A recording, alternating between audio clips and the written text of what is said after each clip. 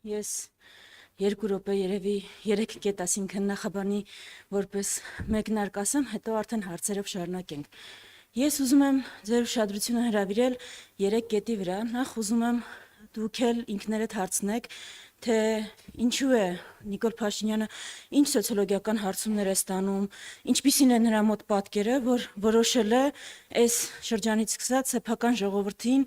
սպառնալ պատերազմով, ինչքան վատ պիտի լինի որևէ քաղաքական ուժի վիճակ,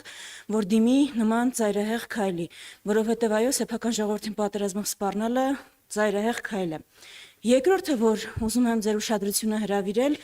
այն է, որ մեզ արդեն տևական ժամանակ է ասում են, որ Հայաստանում առկա է հիբրիդային սպառնալիք, որ ընտրություններից առաջ այդ սպառնալիքը սրվում է միայն, անգամ արտաքին հետախուզական ծառայությունը իր զեկույցում անդրադառնալուց բացի մի առանձին հայտարարությամբ հանդես եկավ, նշեց, որ բացահայտվել է կոնկրետ երկրի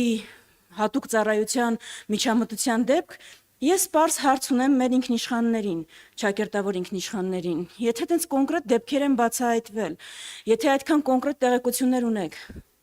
ինքնիշխաններ, ինչու՞մ է խնդիրը, որ կաշկանդված եք տալ այն պետության անունը, որը մեր համար ներկայացնում է այդ սպառնալիքը։ Ինչպես կարող է ինքնիշխանությունը ունենալ սահմանափակում, ինչից եք վախենում ընդհանրապես։ Ինչ կաշկանդում ունեք։ Դա հենց ինքնիշխանության սահմանափակում չէ՞ արդյոք, որ դուք նկարագրում եք սպառնալիք չափազանց կոնկրետությամբ, բայց կաշկանդված եք ասել, որ երկրից է գալիս այդ սպառնալիքը։ Ինձ գուցե չեք ասում, որ գնաք Բրյուսել, մի բան ասեք, գնաք Մոսկվա, մեկ այլ բան ասեք։ Սա երկրորդ դրվագը եւ երրորդ դրվագը, որի վրա ձեր ուշադրությունը ուզում եմ հրավիրել, դուք այս վերջին ամիսներին հատկապես ականատես եք եղել, թե ինչպես են էլի փորձում մեր ուժի նկատմամբ, ինչ են ասում են Հայաստան խմբակցությունը գալու է եւ Գյումրի 2 սցենար է իրականացնելու։ Սպառնում են Գյումրի 2-ում, չնայած Գյումրի 2-ում Գյումրիում որևէ հակաօրինական բան տեղի չի ունեցել եւ ինչ տեղի է ունեցել, դա օրինականության, քաղաքականության շրջանակներում ավելի ԿՓ-ն չի բողոքարկել Գյումրիի ընտրության արդյունքները, բայց հաջորդ նախադասությամբ ասում են Հայաստան խմբակցությունը ՇՄ հաղթահարելու շանս չունի։ Ես հորդոր եմ դիմում, կոչով եմ դիմում, կողմնորոշվեք վերջը։ Մենք ՇՄ չենք հաղթահարելու, թե գալու ենք Գյումրի 2 ենք անելու։ Այս երկու հայտարարությունները իրար հակասում են, ճիշտ այնպես, ինչպես հակասում են ձեր հայտարարությունները խաղաղության մասին ու այն մասին, որ Ալիևը մեր դեմ պատերազմի է պատրաստվում։ Այսքանը որպես նախաբան կարող ենք անցնել հարցերին։ Ես միայն ջուր վերցնեմ։ Խնդրեմ, Սիվիկեյը։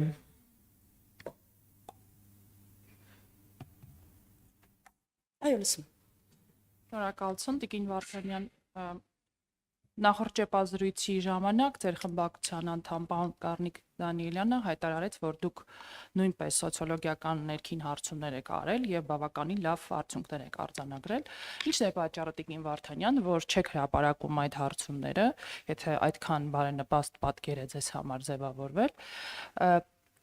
Երկրորդ հարցը վերաբերում է ձեր ընդդիմադիր գործընկերների կողմից ձեր հասցեին վերջին շրջանում ակտիվացած կոշտ քննադատությանը, վստահ եմ հետևել եք հատկապես երրորդ նախագահի թիմից ձեզ ուղված կշտամբանքներին, որ դուք մասնակցելով խորհրդարանական ընտրություններին պառակտում եք ընդդիմադիր դաշտը, ավելին փոշիացնելու եք ընդդիմադիր բևեռի ձայները։ Այս կշտամբանքներին պատասխան ինչ կասեք եւ երեք ձեր մեկ այլ գործընկեր պարոն Իշխան Սաղաթելյանը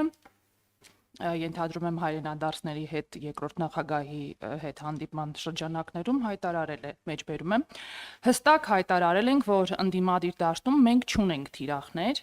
մեր թիրախը օրվա վարչախումբն է, իսկ ընդդիմադիր դաշտի ուժերը մեր գործընկերներն են, պայքարի ընկերները։ Բայց հաճախ մեր այս կոչը այլ կերպ է մեկնաբանվում եւ դաշտում հայտնված ինչ որ նորեկներ, չեմ հասկանում, մեր դեմ են պայքարում, թե այսօրվա իշխանության։ Պարոն Իշխան Սաղաթելյանը ում նկատի ունի նորեկներ ասելով։ Շնորհակալություն։ Շնորհակալություն։ Հարցումների հետ կապված քաղաքական ուժը հուսով եմ Հայաստանում դեռ այդ ազատությունը կա հարցումներ իրականացնելու իր համար ու հրապարակել չհրապարակելը իր որոշման տիրույթում է, մենք հարցումներ իրականացնում ենք մեզ համար, տեսնելու մեր որ նարատիվները ինչպես են աշխատում եւ որ ուղղությամբ պիտի շարունակենք աշխատանքները, եթե ձեզ շատ են հետաքրքրում հարցումների արդյունքները, հենց հիմա հրապարակեմ դրանցից մի դրվագ, ըստ հարցումների ոչ միայն մեր իրականացած, բայց նաեւ մեր իրականացրած Նիկոլ Փաշինյանը ոչ միայն չի կարողանում ձևավորել մեծամասնություն, այլ նաեւ ընդդիմադիր ուժերը այս պահին հանրագումարում ունեն ավելի շատ արդյունք, ունեն ավելի շատ ձայներ, քան Նիկոլ Փաշինյանը։ Կոնկրետ արդյունք հրապարակեցի։ Ինչ վերաբերում է երկրորդ հարցին, որը քննադատությանը շատ խորհրդանշական է, որ Civic-ը նա այս հարցը ուղում, դրան էլ շատ ուղիղ պատասխանեմ, մենք ի տարբերություն իշխող ուժի շատ տոլերանտ ենք ցանկացած քննադատության, քննարկման ու բազմակարծության համար ու որևէ խնդիր չենք տեսնում դրա մեջ, որ երբ նպատակահարմար ենք համարում, պատասխանում ենք դրան, առանց մարդկանց ոչիլ անվանելու, առանց մարդկանց պիտակավորումների, առանց ԱԱԾ լցնելու սպառնալիքների, որովհետև իրականում ունենք այդ արժեքները բազմակարծության, ժողովրդավարության ու քննարկումների, բնական է, ընտրությունների նախաշեմ է, տարբեր քաղաքական ուժեր ունեն տարբեր դիրքավորումներ, ամեն մեկը փորձում է արդարացնել իր դիրքավորումը։ Մեր իսկ սահուն անցնելով երրորդ հարցին, այն ինչ դուք ընթերցեցիք մեջբերումը Իշխան Սաղաթելյանից, դա մեր կարող եք համարել մանիֆեստն է, դա հնչեցվել է նաև Դաշինքի մասին հայտարարման միջոցառմանը պաշտոնապես, եթե կան ուժեր, ում համար դաշտում լինելու մնալու համար թիրախ պիտի լինեն ընդդիմադիրները, երևի կան այդպիսիները, մեր համար ընդդիմադիրները թիրախ չեն, մենք կարծում ենք դա ուժերի վատնում է այդ ուղղությամբ որևէ ջանք դնելը, կենտրոնացած ենք բացառապես իշխող ուժի վերարտադրությունը կանխելուն, մեր ամբողջ ջանքերը այդտեղ են ուղված, եթե կհնչի այնպիսի ասելիք, մեղադրանք մեր նկատմամբ, որը կհամարենք, որ արժանի է պատասխանի, դրան պատասխանում ենք։ Ընդհանուր առմամբ որևէ տարօրինակ բան չկա, որ տարբեր քաղաքական ուժեր կարող են քննադատել միմյանց, կարող են ինչ-որ կարծիք հնչեցնել։ Հենց դրա համար էլ մենք տարբեր քաղաքական ուժեր ենք։ Հիմա կհարցնեն մնացած ձեր գործընկերները, ժամանակ մնա դուք անպայման կլրացնեք։ Խնդիր չկա։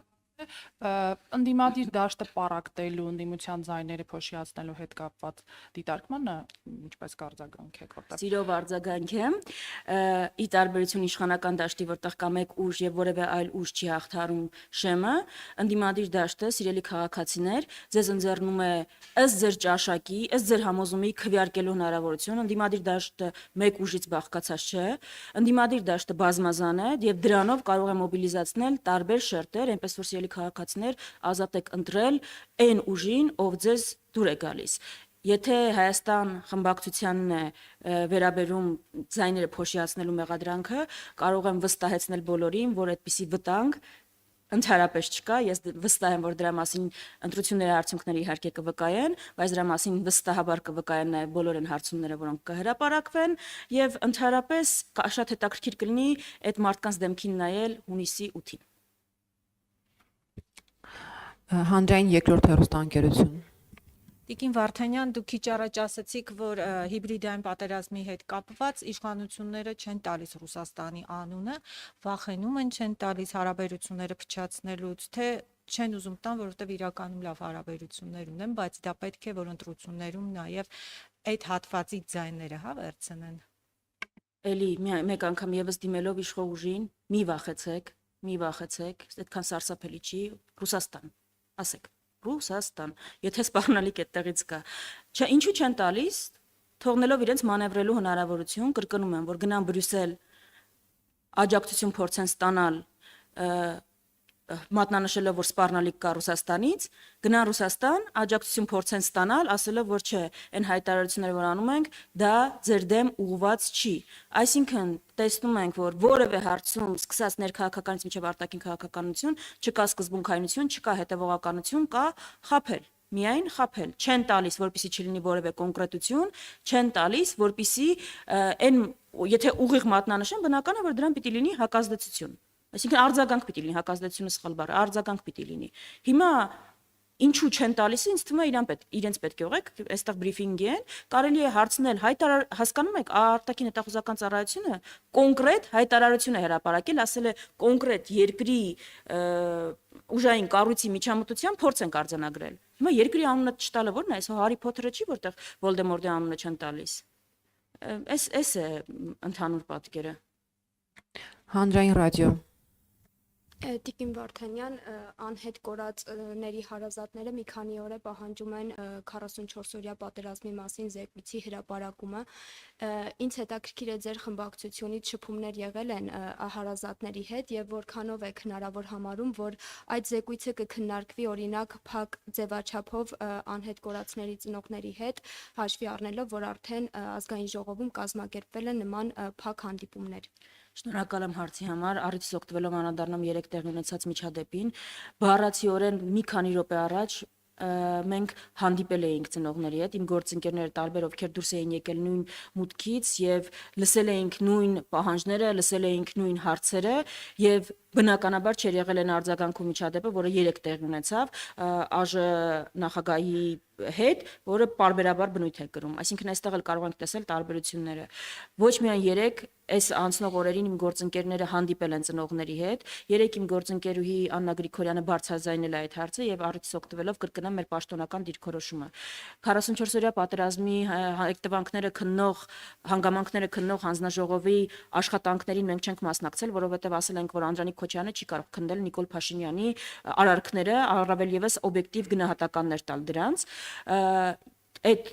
հիմնավոր մեկնաբանությամբ չենք մասնակցել, բայց արդյունքում իրենք խոստացել են բացահայտել պատերազմի հանգամանքները ու ամբողջ ճշմարտությունը։ Նիկոլ Փաշինյանը անգամ PR շոու է նախաձեռնել ու ասել է՝ «Այ ես գալիս եմ, այստեղ ժամերով զեկույց եմ տալիս, ի վերջո կտեսնեք ինչ է եղել, ոնց է եղել», ակնարկել է, որ ընդդիմադիրներն են մեղավոր։ Այսինքն այն դեպքում, երբ իրենք քննել են իրենց իսկ ենթադրյալ հանցագործությունները, ստացել են մի փաստաթուղթ, որի տակ չի ստորագրել անգամ իրենց հանձնաժողովի անդամները ու ֆորմալ առումով զեկույց որպես այդպեսին գոյություն չունի, բայց բնականաբար հարց է առաջանում այդ փաստաթուղթը, որ իրենք ստացել են, ինչու չեն հրապարակում կամ ինչ որ ֆորմատով չեն քննարկում եւ մենք իհարկե ասում ենք, որ այդ փաստաթուղթը եթե ունեք, այդքան աշխատել եք, խոստացել եք բացահայտում, բերեք, եթե ինչ որ գաղտնիության խնդիր կա, բերեք գոնե քննարկեք, հասկանանք ինչի մասին է։ Դրան զեկույց չենք անվանում, մենք չենք համարում, որ դա օբյեկտիվ է, բայց այո, հանրային օբյեկտիվ պահանջ կա, գոնե այն ինչ որ ստացել են, դրան ծանոթ լինելու։ Մենք դրա համար երեք իմ գործընկերը բարձրաձայնել է այդ հարցը, գործընկերուհի Աննա Գրիգորյանը ու անհետ կորածների ոչ միայն հարազատների, այլ ընդհանրապես ավելի շատ հարցեր է առաջացնում, ի վերջո իրենք իսկ իրենց ստացած փաստաթուղթը ինչու են ծածկադմփոց անում ու այդպես շահագրգիռ, որ դա որևէ տեղ չդրսևորվի, որևէ կերպ չքննարկվի։ Սա ոչ թե հարցերի է պատասխանում, այլ ավելի շատ հարցեր է առաջացնում։ Եթե պատասխանեցի հարցին։ Հարցեր խնդրեմ, կարճ հարց։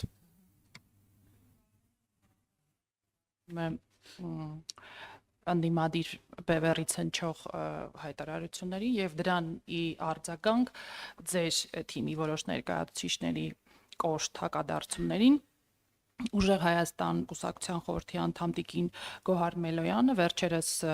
Free News-ի եթերում, եթե չեմ սխալվում, անդրադառնալով խորհրդարանում հնարավոր գործակցության մասին, ընդդիմադիր ուժերի միջև կոալիցիաների ձևավորման թեմային, ասել էր, որ բացառում է Ուժեղ Հայաստանը Ռոբերտ Քոչյանի հետ գործակցություն, այսինքն վարչապետի թեկնածու, եթե առաջադրվի ձեր քաղաքական ուժի լիդերը, նրանք չեն քվեարկի պարոն Ռոբերտ Քոչյանի օգտին։ Հետո ձեր թիմից շատ կոշտ արձագանքեցին Մելոյանի այդ հայտարարությանը, խնդրում եմ պարզաբանել, եթե Ուժեղ Հայաստանի վարչապետի թեկնածուն լինի Սամվել Կարապետյանը, դուք Հայաստան դաշինքը կքվեարկի նրա օգտին, թե ոչ։ Մի քիչ դեպքերից առաջ անցնենք։ Այս ինտրիգների կանխատեսումը չի դադարում, շնորհակալություն հարցի համար, շատ ուղիղ պատասխան եմ, մենք հայտարարել ենք, հիմա էլ կրկնում եմ հայտարարությունը, մեզնից կախված ամեն ինչ անելու ենք, որպեսզի Հայաստանում լինի իշխանափոխություն։ Հայաստանում պետք է, այո, իշխանության կա մարդը, ով ամենաշատ վստահություն քվեն է ստացել ժողովրդի կողմից, եւ մենք այդ տրամաբանությամբ ենք առաջ շարժվում։ Եթե որևէ ուժ առանց մասնավորեցնելու հայտարարում է, որ եթե իրենից է կախված լինելու փոփոխությունը ու ինքը այդ քայլին չի գնալու, մեր հակազդեցությունը կամ մեր ազդեցությունը պետք չի թող քաղաքացիների առջև պատասխան տա։ Որևէ խնդիր չենք տեսնում։ Մենք ասում ենք, եթե մեզնից է կախված լինելու փոփոխությունը, մենք բնականաբար չենք առաջնորդվելու, որ պարտադիր մեր տեխնացուն պետք է լինի վարչապետ։ Առաջնորդվելու ենք, որ լինի փոփոխություն։ Եթե որևէ այլ ուժ ունի այլ տրամաբանություն, ինքը դրա համար պիտի մեր արժև չէ, հանրությանը պատասխան տա, որ գիտեք այս պատճառներով թող հանրությունը դատի որքան հիմնավոր կարող է լինել փոփոխություն, բայց մենք չգնացինք այդ քայլին։ Սա է մեր դիրքորոշումը, ամեն քաղաքական ուժ ունի իր դիրքորոշումը։ Բերդքոչյանն ասում է, օրինակ ամենափորձառու տեխնացուն ես եմ, ճգնաժամային իրավիճակներում Հաջորդ կառավարելու մեջ թվականությունը եկել է արդեն ժամանակը։ Ամբիցիաների խնդիր չկա, ամեն տեխնացու ներկայացնում է իր ուժեղ կողմերը, երկրի ղեկավար պետք է լինի այն անձը, ով կստանա ամենաշատ քվեները մեր հանրության կողմից։ Շնորհակալություն։